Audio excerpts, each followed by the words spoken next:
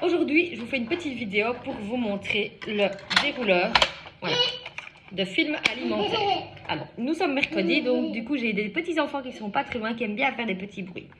Donc, le film alimentaire, je vais commencer par la base. Donc, vous avez ici, je crois que c'est à peu près 80 mètres de film alimentaire. Donc, du coup, vous allez aller longtemps avec. Alors, pour le montage, vous avez la première tige que vous allez insérer dedans. On ne pousse pas, on tourne, tout simplement. Ensuite, oui, la même chose de l'autre côté. Voilà. Et en fait, on va tourner et il va se mettre tout simplement. Voilà. C'est vrai que les premières fois, on a envie de pousser. Et en fait, il faut tourner, tourner. Et vous allez voir qu'il va se mettre très facilement. Ensuite, vous avez le dérouleur. Voilà. Que vous allez venir ouvrir. Voilà. D'abord dans ce sens-là. Ensuite, il y a sur les côtés des petites flèches. Vous poussez dessus. Bon, quand je suis dans l'autre sens, ça ne va pas. Voilà. Vous poussez dessus. Voilà. Et il va s'ouvrir. Tout simplement, vous allez venir prendre le bout et le glisser dedans. Voilà.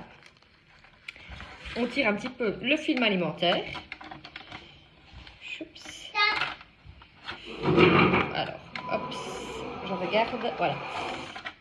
Alors, vous voyez ici, donc là j'ai le film par au-dessus. Je vais venir le glisser à l'intérieur, en dessous. Comme ceci. Alors, l'avantage de notre film alimentaire, c'est que même si jamais tout est collé, je vais vous montrer après, vous allez savoir le déplier. Voilà. Et donc, tout simplement, je vais venir refermer. Donc, là, je me mets dans le petit clips. Boum. Voilà. Allez, relève-toi.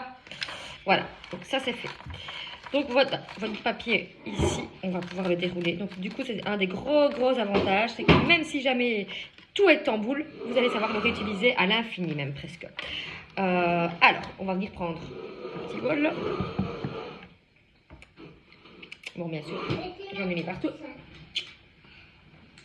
Voilà.